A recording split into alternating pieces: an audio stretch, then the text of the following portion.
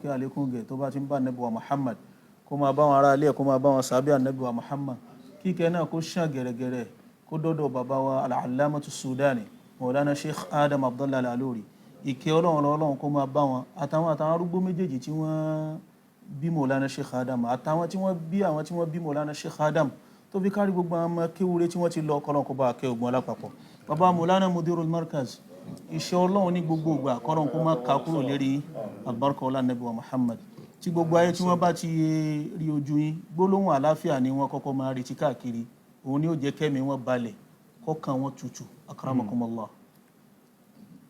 Assalamu alaikum wa rahmatullahi wa barakatuh. Wa alaikumus salam wa rahmatullahi wa barakatuh. Babaláyé gé ní àwọn yànda fún ọmọ àwọn al-mustaqimu billah kí wọ́n sálámà sí gbogbo ayé. Assalamu alaikum wa rahmatullahi wa barakatuh. Wa alaikumus salam wa rahmatullahi wa barakatuh. Kí Ọlọ́run kí ó jẹ́ àrí babaláyé gé pẹ́ albarka ọlá Nabi wa Muhammad sallallahu alaihi wasallam. Ibi ẹ̀kọ́ tí ẹ̀ ń kọ́ wa náà ni yawa madil markaz hadiruhu wa mustaqbaluhu. Ẹ ti kọ́ wa ní ẹ̀kọ́ tó pọ̀ gan. Gbogbo nǹkan ẹ ti tọ́ ṣe fún wa pé ojú yín gbọ́dọ̀ là sí nǹkan báyìí. A fẹ́ lọ sí bí lára ẹ̀kọ́ tẹ́ ń kọ́ wa náà ni ọrọ̀ ajé ní gbogbo nílùú wa àti ní gbogbo àgbáyé. Ọ̀rọ̀ ń wáyé pé tọ́ mọ́sálásí ti pọ̀ jù, ilé kéwú ti pọ̀ jù, chọ́ọ̀chì ti pọ̀ jù. Ibi táwọn èèyàn fẹ́ fi ṣe kọ́mpínì àti ṣiṣẹ́ ọwọ́ gan ò sí. Ó wà lára nǹkan tí ó ń jẹ́ kí ọrọ̀ ajé kó máa mírẹ̀yìn kí Ọlọ́run kó jẹ́ àrí. Àkọ́kọ́ ni pé mo tọrọ gáfárà wípé a pẹ́ láti ìwòye ó yẹ ká ti ṣe tán but mashaynaha khutan kutibat alayna akramakumullah wa man kutibat alayhi khutan mashaha مشيناها خطى كتبت علينا ومن كتبت عليه خطى مشاها ومن كتبت عليه خطى مشاها. Bọ́lọ́run ṣe la máa pẹ́ lé nìyẹn so ìyẹn ó jẹ́ ìtìzárò àkọ́kọ́. akramakumullah. A bọ́ sójú kíní ojú ìbéèrè tó béèrè. anakumullah. èèyàn ọ̀tọ̀ lẹ̀sìn anakumullah. ọ̀tọ̀ ní jíjẹ múmu. akramakumullah. ká máa sin lọ́hùn bẹ̀ ẹ̀sìn nìyẹn kò ní kí àwọn mọ́ṣáláṣí yẹn lówó àbáwọn tó wà ń bẹ̀ tí wọ́n ń sin lọ́hùn kan lówó. mo sì rò wípé bó ṣe yẹ kí ṣọ́ọ̀ṣì náà rí nìyẹn. akramakumullah.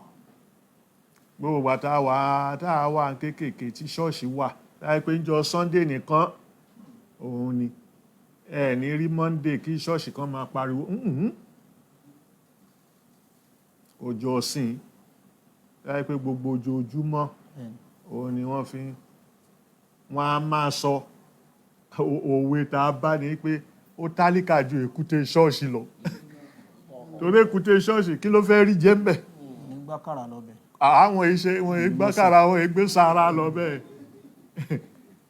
so yóò tíkà ó fi hàn pé ilé ìjọsìn yìí ṣe ilé owó. Allahu Akbar. òun ṣe torí owó ni wọ́n ṣe dá kalẹ̀. rárá so ìyẹn jẹ́ àwọn nǹkan àkọ́kọ́ téèyàn ó fi di yastik téèyàn ó fi wọ̀n. ẹbí tẹ̀sùn bá ṣe pọ̀ bó ṣe mọ ìsì mi sí tó ń sa tó ń ṣe kíní ọ̀tọ̀ ló ń sa ìsì mi òun porúkọ Ọlọ́run.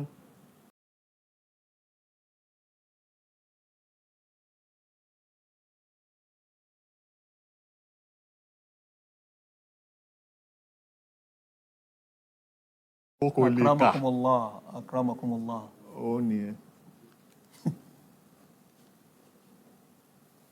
téèyàn bá kéwú àbí ó kàwé muharabatul jahal wa muharabatul ummiya. akramakumullah sa. Ó nìyẹn. Ó fẹ́ gbọ́n àìmọ̀ọ́kà àìmọ̀ọ́kọ kò gbọ́n nù. Muharabatul jahl, ignorance. Pé kíní yìí mi ò mọ̀. Àìmọ̀ yẹn ó ní ignorance. akramakumullah sa. Èèyàn lè kọ kó kà. Síbẹ̀síbẹ̀ kó jẹ́ ignorant. Oh, anakumullah. ó lè mọ̀ kọ kó mọ̀ ká. Ignorant dẹ̀ ni. Ó ti kúrò ní literate. akramakumullah. But ignorance ààrẹ kò gbọ̀nù. akramakumullah. ihun tó yẹ kó ignore yẹn kò tí ignore náà ni. náà kò sí. Bá ń wọnú nizam ta'lim. akramakumullah. Ó wà ń bẹ̀. So muharabatul ummiya kò fẹ́ pé bí màmá rẹ̀ ṣe bí ẹ. anakumullah. Níjọ́ tán bí ẹ wọn bí ẹ kó o mọ́kọ. Allahu akbar. Màmá bí ẹ bẹ́ẹ̀ kalẹ̀ ni. Òun ni ummiya. Wọ́n fi ti sára ayẹ́ ẹ̀. Wípé ummiyu. Ó tún yàtọ̀ sí èyí táwọn Yẹhudi máa ń lò. Al-Qur'ani sọ. Ummiyu táwọn Yẹhudi máa ń lò kìí ṣe ẹni tí ó mọ́kọ mọ́kà. Ẹni tí è ṣara wọn. Allahu akbar. Ẹni tí è ṣe jù bí wọn.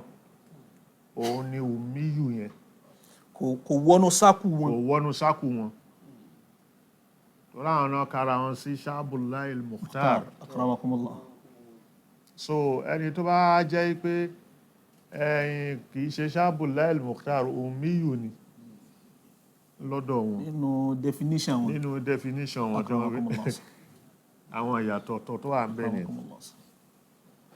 Inú nizam ta'lim tí mo wí yẹn. Bàbá radiyallahu pé ta'ala. àwọn ṣe lọ bá mi wá so àárí àmú ìyẹn ni ìbéèrè tó béèrè ẹ̀mí. ọ̀rọ̀ ń lọ bẹ́ẹ̀ pé ẹ ti sọ pé sísin lọ́hùn àti ohun tá a jẹ méjèèjì jọ ń rìn pọ̀ ni wọn àdẹ́ ń ṣe kankan náà. Aha.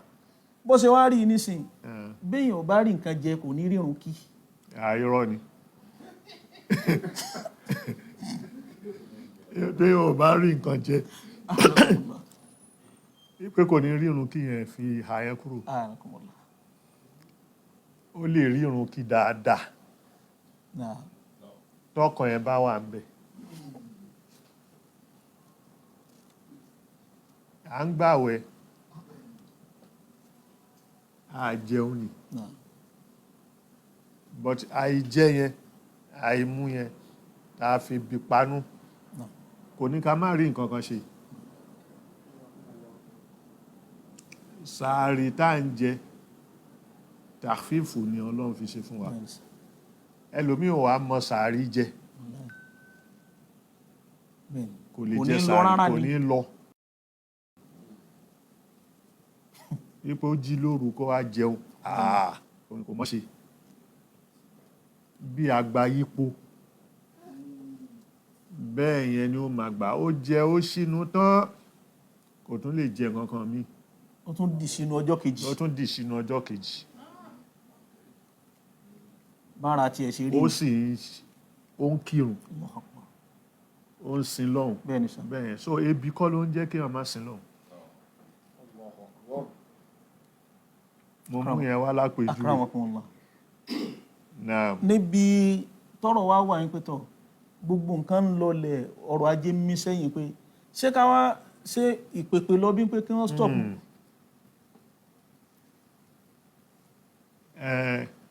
mo kàwé ò ní kó lówó. Nah. Mo kéwú kò ní kó lówó.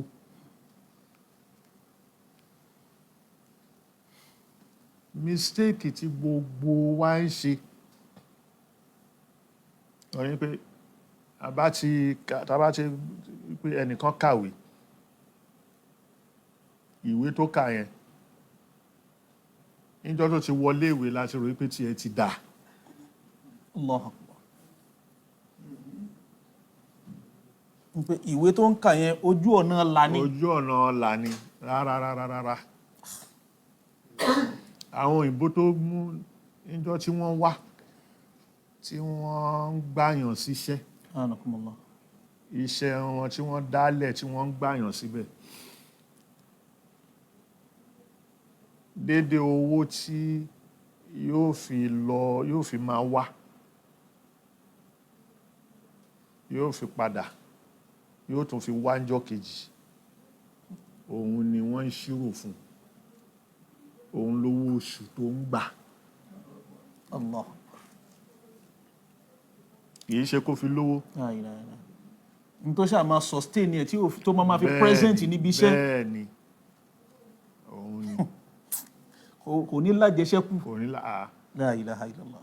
ó lè lájẹṣẹ́kù díẹ̀díẹ̀ àjẹṣẹ́kù yẹn ò mí ní polówó. Allah.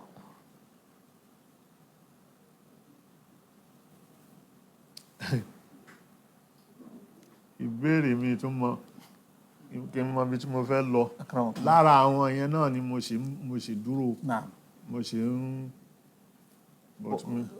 ọ̀nà tọ́nẹ̀lì náà ni ẹ ṣe ń rìn sà.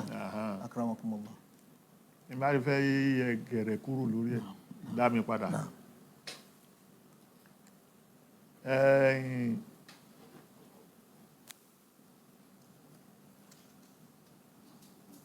mistake tá a ṣe òun ni ká ti rò wípé ẹni tó kàwé ó ti rọ́nà òun ló wá ran àwa tá ń kéwú náà. wípé tó bá ti kéwú àlùbáríkà nìyẹn kó gbàgbé yẹn ó ti lálùbáríkà nìyẹn. àlùbáríkà yàtọ̀ owó yàtọ̀ nǹkan ọrọ̀ yàtọ̀ ọlá yàtọ̀ pàápàá. ọ̀tọ̀ọ̀tọ̀ ni. albarka. bẹ́ẹ̀ni. ọrọ̀ ọlá. bẹ́ẹ̀ni. owó. ọ̀tọ̀ọ̀tọ̀ ni. kí n mú definition yẹn kí n wá rọra ṣàlàyé ẹ̀ níkọ̀ọ̀kan díẹ̀díẹ̀. وجعلني مباركا أينما كنت. لا إله إلا الله. قال إني عبد الله أعوذ بالله من الشيطان الرجيم بسم الله الرحمن الرحيم إني عبد الله آتاني الكتاب وجعلني نبيا وجعلني مباركا أينما كنت وأوصاني بالصلاة والزكاة ما دمت حيا وجعلني مباركا أينما كنت. Ọlọ́run ṣe mí lẹ́ni tó lálùbáríkà ní gbogbo ibi tí ń bá dé. Ṣànábì Ìsá lówó kò kọ́lé kódà kò aṣọ ẹ̀ ó fọwọ́ kàrá ní kó gbé kò ju 3 àbí 4 lọ. Allahu Akbar.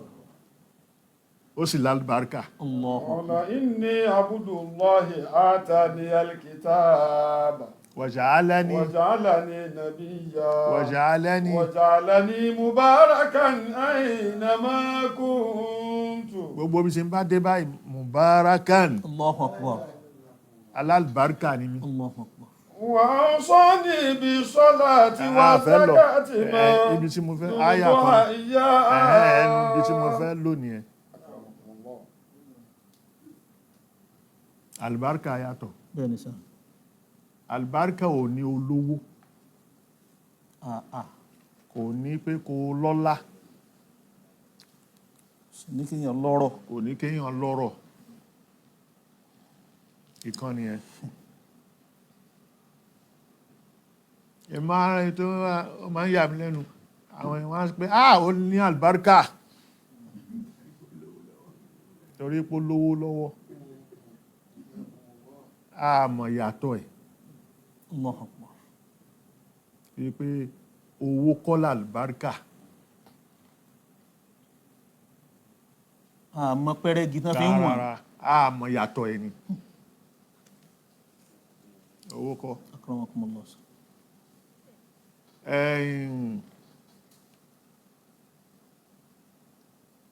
ààrẹ ni tí ò sin lọ́hùn tó ní owó kò mọ bọ́n ṣe ń bẹ́ pàápàá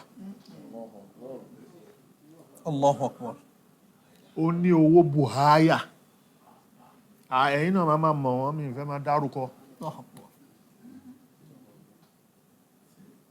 Allahu Akbar. kìí ṣe pé Allahu Akbar. ó máa dúà ṣe ló jẹ́ kó Allahu lówó Akbar. ó ń ṣe kinní kan ló jẹ́ Allahu Akbar. sọ ọlọ́run máa ń fi pẹ́rẹ́gì tó bá wù ú ó máa fi ń wọ́n fún kálukú ni. Allahu Akbar. Náà so ìyẹn ọlá èèyàn lè lọ́lá kó má lówó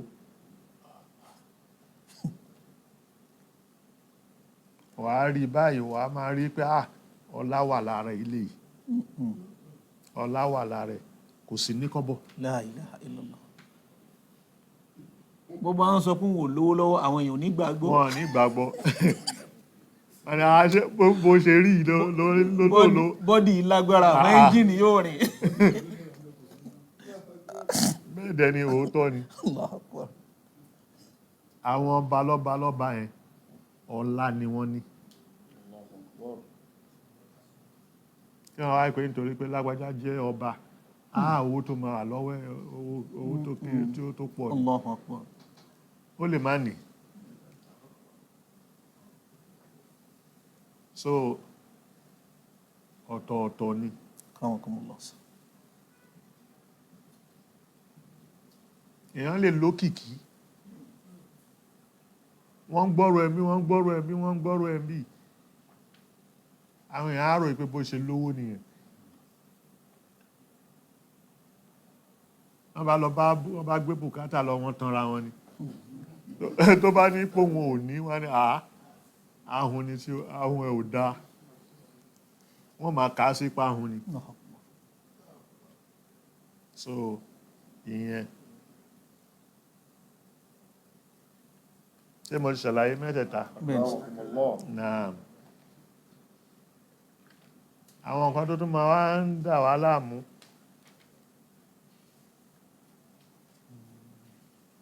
sinaa ṣe sinaa ṣe wà mẹ́ تمهيد في الغرض من التعليم temhid filgarad mina taalim Akramakumullah. torí kí la ṣe ń kíw la ṣe ń kẹ́kọ̀ọ́ Anakumullah. إن التعليم على نوعين méjì ni ẹ̀kọ́ هما التعليم الصناعي والتعليم الكتابي kéèyàn mọ ọkọ kó kọ báyìí kó kà báyìí kìtàbí nìyẹn Akramakumullah. sinai òun níṣẹ́ ọwọ́ ẹ̀kọ́ náà ló fẹ́ kọ́ ó fẹ́ kọ́ mechanic ó fẹ́ kọ́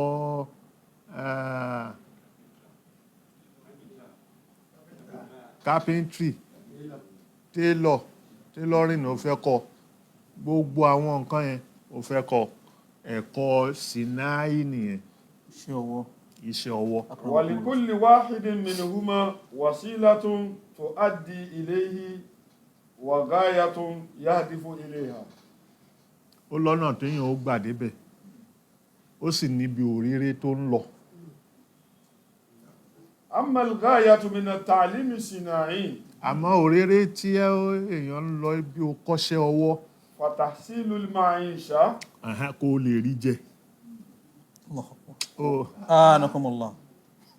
kò sí ìwé mẹ́ o kò sí kéwú mẹ́ o ومرافق الحياة kó o sì lè gbádùn من تهيئة الطعام والشراب láti lè ṣe ní rọrùn bó ti jẹ bó ti mu واللباس bó ti wọ̀ والسكن bó ti gbé والمركوب bó ti gùn ووسائل الانتقال من مكان إلى مكان àti means of transportation láti ibìkan sí ibìkan ونحو ذلك àti tó bá jọ bẹ́ẹ̀.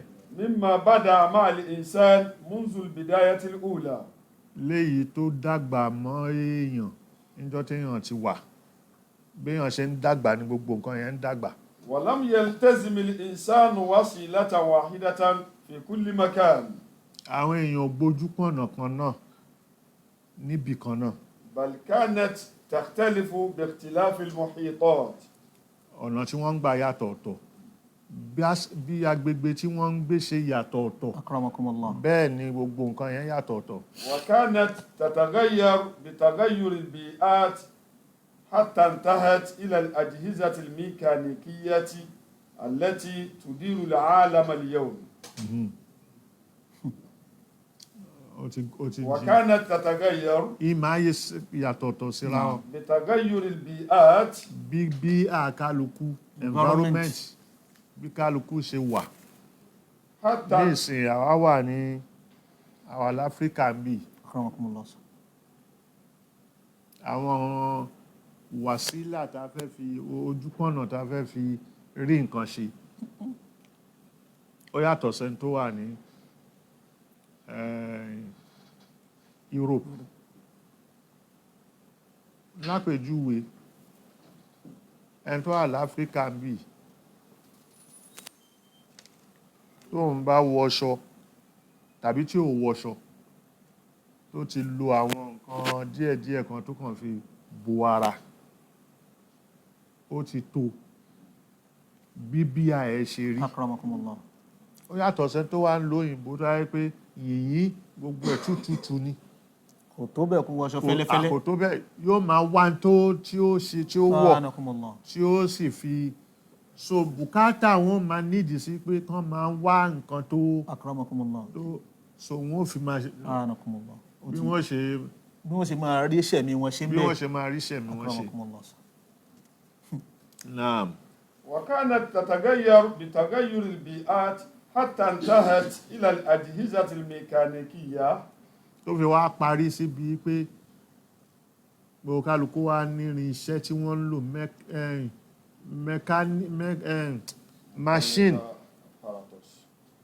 machine tí kálukú ń lò mechanical apparatus tí wọ́n ń lò. التي تدير العالم اليوم. ló ń lo ayé ní ìsìn. برا وبحرا. barran wa bahran. ẹni tó wà lódò àti ẹni tó wà ní orí ọ̀dàn. وجوا ونفقا. kò sẹ́ni tó ń gbé òkè but à ń rìn lókè. anakumullah. à ń rìn lókè à ń wọ aeroplane. aeroplane ò bẹ̀rẹ̀ bẹ́ẹ̀ yẹn. Allahu Akbar. bùkátà ló sì gbé débi pé a fẹ́ rin ìrìn tó jìn. ìrìn tó jìn yẹn à ń wá kánọ̀kò. àkọ́kọ́ mú ẹṣin à ń lò ó kúrò lẹ́ṣin à ń lo mọ́tò ó kúrò mọ́tò à ń gun pléènì yẹn àwọn kan ni wọ́n ṣíṣe tí wọ́n dẹ̀ ṣe tẹ̀síhìlù sáfàr min makanin ba'id li ihtiwa'ul ard akramakumullah. pẹ̀lú ọ̀nà kan téèyàn ó fi kánọ̀kò. akramakumullah. òun ni. ila baladin lam takunu balighihi illa illa bi bishiqqil shiqqil anfus. anfus. so ìyẹn nìyẹn. akramakumullah. أما التعليم الكتابي àwa ń kọ à ń kà. فهو نقل المعتقدات. òun ni kí la di ọkàn kí la ń sìn akramakumullah. ká wá gbé ẹ̀sìn yẹn ibẹ̀ ni wọ́n ti bẹ̀rẹ̀ sí kọ nǹkan. والقيم. mò ń bọ̀ ìgbà táwọn ancient Egyptian tí wọ́n bẹ̀rẹ̀ pẹ̀lú hieroglyphic yẹn ni wọ́n fi ń kọ nǹkan kalẹ̀ ni wọ́n fi ń dè but àwọn tẹ́ máa bá lọ́dọ̀ wọn ńgbà yẹn àwọn olóòṣà àwọn tí wọ́n ń sin nǹkan ni ẹ bá ní màábìdù wọn Naam. tí wọ́n fi ń de àwọn nǹkan mọ́lẹ̀ pé kíní báyìí wọ́n kọ kalẹ̀ wọ́n yà òní. وهو نقل المعتقدات والقيم والسلوك من رجال الدين إلى طبقات الناس.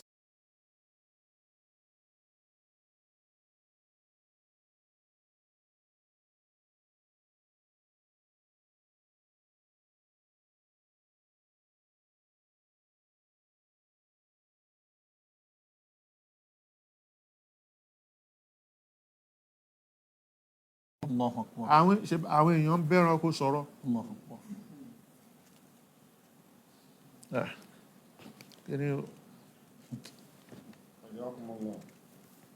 wọ́n ń bẹ́ran kó sọ̀rọ̀. Akramakumullah. àwọn tó máa ń fẹ́ran kó ṣeré yẹn kìnìún gbogbo ẹranko tó burú wọn ò fi bá wọn gbogbo nǹkan tó burú yẹn wọ́n á sì máa bá a sọ̀rọ̀ a máa gbọ́.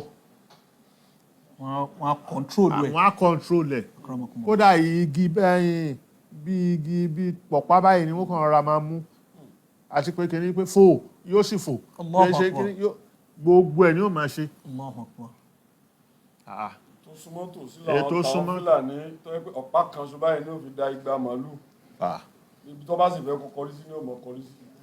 ó bá fẹ́ kó sáré yóò sáré ó bá fẹ́ kó rìn pẹ̀lẹ́pẹ̀lẹ́ yóò rìn pẹ̀lẹ́pẹ̀lẹ́. kódà yóò bá sọ̀rọ̀. yóò bá sọ̀rọ̀ tí ó mọ̀ gbọ́ tẹ́lòmí ò lè gbọ́ tẹ́lòmí ò lè sọ. أما وسيلة التعليم الصناعي فتختلف باختلاف الحضارات. ẹ̀kọ́ ká níṣẹ́ ọwọ́. وسيلته ọ̀nà ẹ̀ تختلف باختلاف الحضارات. ìmá yàtọ̀ bí civilization bá ti rí. والثقافات. àti bí culture bá ti rí. والمعارف. àti bí mọ̀ yín bá ti rí. والتطورات التي àti تمر bẹ́ẹ̀ على ṣe ń الإنسان dàgbàsókè. أو يمر عليها. للرعيل الأول من البشرية. láti bí àkọ́kọ́. فضل كبير. àwọn lọ́lá àwọn tó wà ní generation àkọ́kọ́ yẹn lọ́lá. فضل كبير على من بعدهم. wọ́n lọ́lá tó pọ̀ lórí gbogbo àwa tá a wá dé lẹ́yìn. اكتشاف سبل العيش. báwo láti wá ọ̀nà báwo láti jẹ. ومرافق الحياة. báwo ní ìṣẹ̀mí wo ti rọrùn. من بناء مساكنهم. láti báwo la ṣe fẹ́ kọ́lé. بالأخشاب. pẹ̀lú igi pẹ̀lú kókó. La ilaha illallah. kókó ni wọ́n kọ́ fi ń kọ́lé bẹ́yẹ ṣe ń kọ́lé yẹn láì pé kókó náà ló fi nílé ẹ̀ bẹ́ẹ̀ làwa náà ń kọ́lé. أو بالأحجار. àbíkó wá di pákó àbókúta. حتى انتهت بالقوارير. tó fi wá di pé a wá fi irin àbí aluminium a fi wá ṣe. ومن نسج ملابسهم من الصوف والقطن أو الحرير. àti báwo la ṣe ń ránṣọ báwo la ṣe kó bẹ̀rẹ̀ láti awọ ẹran ni wọ́n wọ̀ ó fi wá di pé ẹ ti ẹ̀ha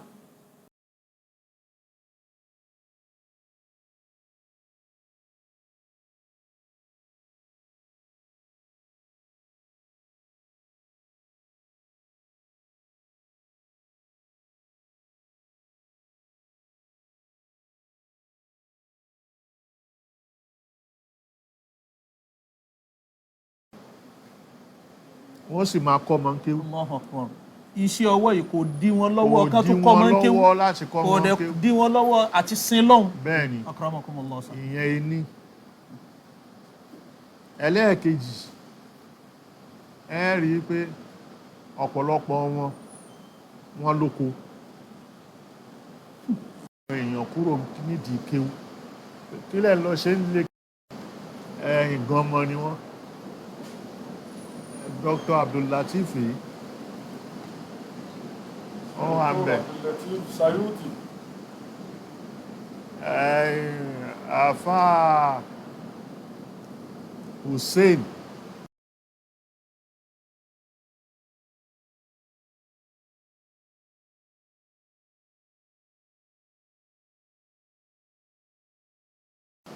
ìjókòó ni wọ́n lẹ́nìkan mú wọn lọ́bẹ̀, gbogbo ayé náà la lọ pé wọ́n fẹ́ káwọn ṣe máa dáko but gbogbo takọlùbáàtì oríṣiríṣi kò jẹ́ kí kinní yẹn kò jẹ́ kó lè ṣe ṣe but wọ́n dà níyẹn láti máa fi hàn wá wípé ibẹ̀ lọ́jọ́ ọ̀la wà nípa jíjẹ lójú ọ̀nà. kéwú kó ṣe késìlẹ̀ kéwú kò mí ní pé ẹni ní nǹkan kan tẹ́ máa ṣe.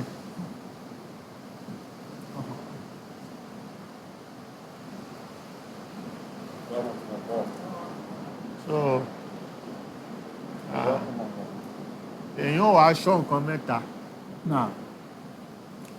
ẹmu mẹ́ta tó wà lára kálukú. Always control your M.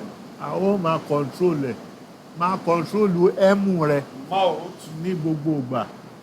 Mouth ẹmu ni. Ẹmu ló ti bẹ̀rẹ̀. Ló ti bẹ̀rẹ̀. Akramakumullah. Control ẹnu ẹ yìí. Control your M. Control your mouth. Mouth. Naam. Ẹlẹ́ẹ̀kejì mind. Nafsu rẹ. Akramakumullah. Control ẹ. Mood. Mood ẹ. Ilẹ̀ ń pè hálù rẹ ìṣesí ẹ control ẹ. Money. Owó rẹ control ẹ. And manner. Manner ìwà rẹ control ẹ. MMM. MMM wọn lọ 419 kọ́lá lọ. Ẹmu mẹ́rin lélẹ̀. Ẹmu mẹ́rin. Márùn-ún. Mouth. Bẹ́ẹ̀ni. Wal-qaribu ba'idun ẹni iza tó sì súnmọ́ ẹ abghadta. ó jìnnà tó bá ń bínú síra yín. Wal-asiru yasirun iza ẹni tó sabarta. le yóò di rọrùn Allahu Akbar. tó bá ní sùúrù tó bá lágbèémọ́ra. Wal-yasiru asirun iza ẹni jaza'ta. tó rọrùn yóò di nǹkan tó le tó ṣòro tó bá ń kanra. Al-amru kulluhu fika iza fahimta. Ara ẹni gbogbo ọ̀rọ̀ wà tó bá gbọ́yé. Wa yadi'u minka iza ghafalta. Yóò sọnù mẹ́ lọ́wọ́ tó bá fọnú fọ́ra. Ọ̀dọ̀ ẹni manual wà àti remote control. Bẹ́ẹ̀ni. Ad-damir huwa khayru qa'idin. Conscience ẹ khayru qa'idin òun ló dájú ní nǹkan tó ń control èèyàn tí ó máa darí ẹ̀. Wa husnul khulqi huwa khayru qarin. Ìwà tó dá òun ni ẹni tó dáa jù lẹ́ni tó ń báyàn lò tó ń báyàn gbé. Wal aqilu huwa khayru sahibin. Kéèyàn ní làákàyè ọ̀rẹ́ tó ga jù ni tí ò ní dání. Wal adabu huwa khayru mirath. Ogún téèyàn ń jẹ tí ó pẹ́ Allahu Akbar. òun náà ni kéèyàn ní adab kó lẹ́kọ̀ọ́. Wa sidqu huwa khayru shahidin. Òótọ́ tó bá wá ní òun ni ẹlẹ́rìí olùjẹ́rìí tí ó máa wà pẹ̀lú yẹn gbogbo bá bẹ́ẹ̀ ni. Wa man arafa qadra nafsihi ẹni tó bá mọ̀ wọn rẹ̀ qadraha minan nas. La ilaha illallah. ẹni tó bá mọ̀ wọn rẹ̀ kò ní máa wá báwo lòun ṣe rí sóhun tóbi lọ́wọ́ àwọn èèyàn ní sóhun kò ní wá. Isma thumma ibtasim thumma tajahal. Gbọ́. Thumma ibtasim. Smile. Rẹ́rìn smile. Thumma tajahal. Mójú kúrò. Allahu Akbar. Rahima Allahu mura'an taghafala liyabqa al-wud. Ọlọ́run kó bá mi kẹ́ ẹrú kan. Taghafala. Ó gbójú kúrò. Liyabqa al-wud. Kí ìfẹ́ lè pa kó lè wà. Sì lè retain ẹ̀. Kó lè retain ìfẹ́ ẹ̀. فنقاء القلب ليس عيبا. kọ́kàn mọ́ kìí ṣe àbùkù. kó o má ní kínníkínní sẹ́nìkan lẹ́mìí. والتغافل ليس غباء. kó máa wá rí kó lóòrí yẹn kó máa mójú kúrò kìí ṣe pò gọ. والتسامح ليس ضعفا. kó máa ṣàmójú kúrò kò mìíràn ipò lẹ. والصمت ليس انطواء. kó dákẹ́ kó rí báyìí kó dákẹ́. ليس انطواء. kìí ṣe pé ليس انكماشا. kìí ṣe pé ó kàn káràtì. بل هي أخلاق وتربية وعبادة. لا إله إلا الله. ìwà ni ẹ̀kọ́ tí wọ́n kọ́ ẹni. وعبادة. ìbáàdà ni. ó sì fi ń sin lọ́hùn ni. ó fi ń sin lọ́hùn ni. kìí ṣe pé ẹni tó ní gbogbo yẹn ká sọ pé ẹ̀ ó gọ̀ ni. àbọ̀lẹ̀ ni. ọ̀lẹ. لا تحزن على أولئك الذين سقطوا من شجرة حياتك. ṣọ́ra àwọn ewé nínú ìgbésí ayé àwọn èyí tó jábọ́ لا تحزن عليهم. má bànújẹ́ lórí ẹ̀ pé àwọn ewé yìí ṣe wá jábọ́ من شجرة حياتك. nínú igi ìgbésí ayé ẹ̀. لقد كانوا أوراقا هشة. ṣọ́ra àwọn ewé tó jábọ́ yẹn ewé tó ti gbẹ ni kò wúlò. اختبرتهم الرياح فأخذتهم بعيدا عنك. ẹ̀yìn ìgbà ló gbé wọn dé tó ó sọ atẹ́gùn ó fẹ́ atẹ́gùn ló bá fẹ́ wọn dànù. má wulẹ̀ banújẹ́ pé àwọn eléyìí ṣe jábọ́. ó ti gbẹ tẹ́lẹ̀ ó ti gbẹ tẹ́lẹ̀ kò ní gbòǹgbò tí ó fi dúró lára gítẹ́ mọ́. وحافظ على أولئك الذين إذا عصفت بك الأيام وجدتهم بقربك صامدين. di àwọn nǹkan mú tẹ́ pé àwọn yẹn gbígbà bá dé tí gbogbo ẹ lé wàá bá wọn lẹ́gbẹ̀ẹ́ ni صامدين. tí wọ́n dúró gbọ́n لا يتغيرون. wọn ní change. ثابتين. sàbìtì ni wọ́n dúró ni. على عهد الصداقة والمحبة lórí pé والوفاء. mo fẹ́ràn ilé mo ní wàfá òsì akramakumullah. والصداقة. mo lọ́rẹ̀ẹ́ sí. àdéhùn ìjọ rẹ̀ wọn ní dalẹ̀ rẹ̀. dalẹ̀. faqirun karim. olòṣì tí ò ní kẹrímù ó jẹ́ alápọ̀nlé èèyàn. istadi'a ahadul khulafa'i shu'ara'a Misra. ẹni yìí bá pé ẹntawí ó pe àwọn istadi'a ahadul khulafa'i àwọn àlífà kan istadi'a shu'ara'a Misra. ó wá pe gbogbo àwọn akọrin mọ́sàrì. fasadafahum sha'irun faqirun. gbogbo wọn wà ń bẹ̀ kíkálukú kọrin wọ́n bá kọrin wọ́n fún wọn lówó wọ́n ṣe ẹnìkan bá wá òun náà kọrin òun náà fẹ́ kọrin. sha'irun faqirun. akọrin ni tó tòṣì. biyadihi jarratun farigatun zahiban ila al-bahari. ó ní apẹ̀rẹ̀ akérègbè fariga tí ò ní kankan nú. zahiban ila al-bahari liyamla'aha ma'an. ó fẹ́ mú lódò wípé òun fẹ́ lọ fi pọnmi. farafaqahum ila an wasalu ila daril khilafa. wọ́n jìjọ lọ wọ́n wá fi jìjọ dé ọ̀dọ̀ khalifa yìí. fabalaga al-khalifatu fi ikramihim wal khalifa yẹn in'ami alayhim. ó pọ́n wọn lé ó yẹ wọn sí ó bá fún wọn ní nǹkan. lamma ra'a ar-rajula wal jarra ala katfihi wa nazara ila thiyabihi ar-rasa. ìgbà tó wá rí tẹ́ nìkan á rí pé èwo leléyìí táṣọ ẹgbó yìí tó wà láàrin wọn tó ká gbégbègbè dání yìí qala man anta. ló bá bí pé ta ni wọ́ wa ma hajatuka. kí n bùkátà tiẹ̀. فأنشد الرجل lẹ́ni ẹ bá kọrin pé ولما رأيت القوم شدوا رحالهم nígbà mo rí gbogbo èèyàn tí gbogbo kálukú de ìdárí wọn إلى بحر كالطعم أتيت بجرتي tí gbogbo kálukú ń lọ odò lèmi náà bá tẹ̀lé wọn إلى بحر كالطعم wá sí ọ̀dọ̀ wọ àlífà yìí أتيت بجرتي èmi náà gbé kèrègbè mi wá فقال الخليفة àlífà bá ní املأوا له الجرة ذهبا وفضة a kèrègbè ẹyẹn ẹ kówó sí kókún ذهبا وفضة ẹ kó góòlù sí kókún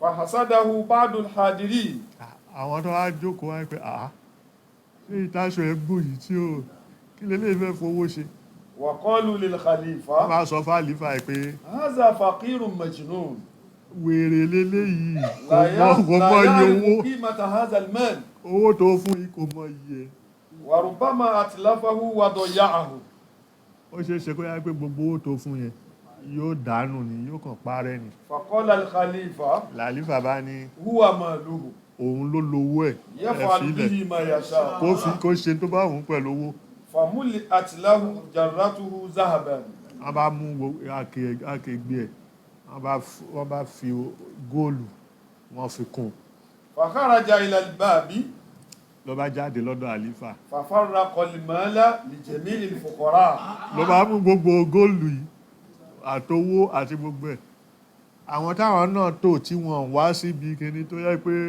aláìní ni wọ́n ló bá bẹ̀rẹ̀ sí halẹ̀ wọn lọ́wọ́ وبلغ الخليفة ذلك làlífà bá ní wọ́n bá lọ sọ fún àlífà pé ẹni ta ní kò lówó ta ní pé a ní o máa fún lówó kò lè mọ iye rẹ̀ kò lè mọ iye ó dé ta ló ń ha فاستدعاه làlífà bá ní ẹ pè wá وسأله عن ذلك lọ bá bí léèrè pé ń gbọ́ owó Kí ló dé tó fi há gbogbo owó tán فقال lọ bá ní يجود علينا الخيرون بمالهم àwọn tó dáa jù náà àwọn èèyàn yìí ló fún wa lówó yìí ونحن بمال الخيرين نجود owó tí ẹni tó dáa jù fún wa yìí làwa náà á fi fún àwọn èèyàn فعجب الخليفة بجوابه àlífà bá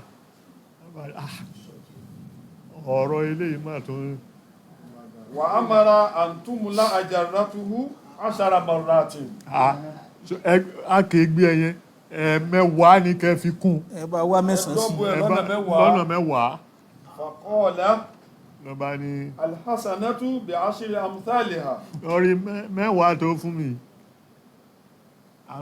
ọlọ́run sọ nínú Al-Kùránì pé kí wọ́n bá ṣe dáadáa kan mẹ́wàá láfi pààrọ̀ afún ọ nìkan ìwọ́n mọ̀ pín ò tọ́jú ẹ̀ àwọn afún ọ mẹ́wàá jẹ́ pé wà bá ń fún ọ bẹ́ẹ̀ ni ládàá tí wà náà ó sì mọ̀ pọ̀ sí فأنشد الفقير هذه الأبيات ní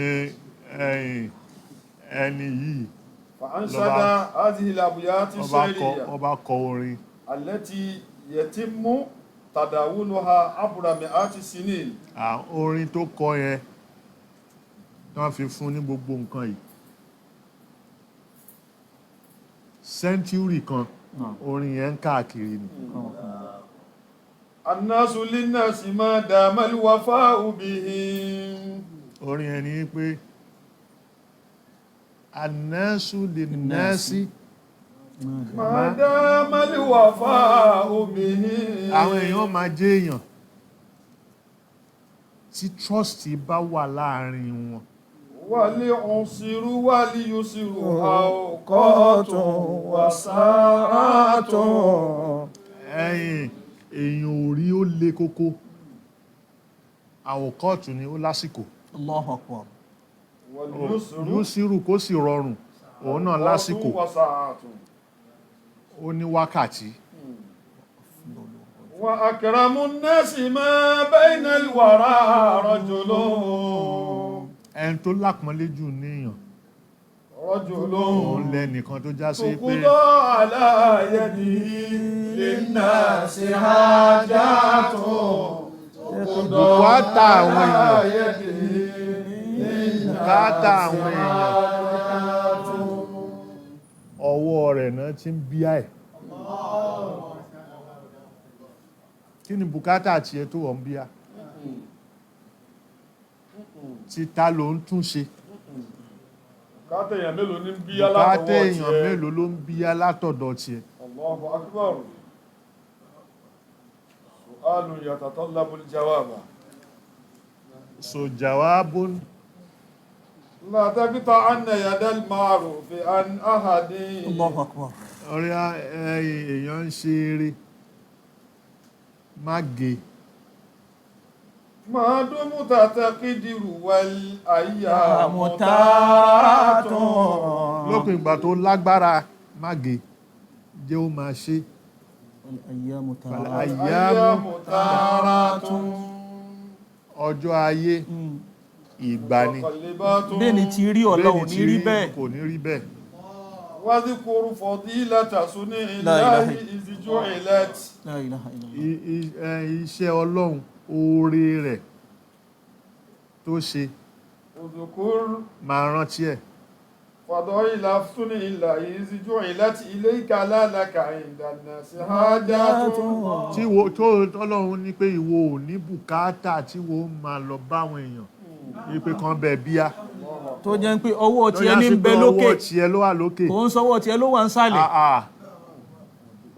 wọ́n bá ti kó fún ẹ máa hà mọ́lé jẹ́ ó jáde.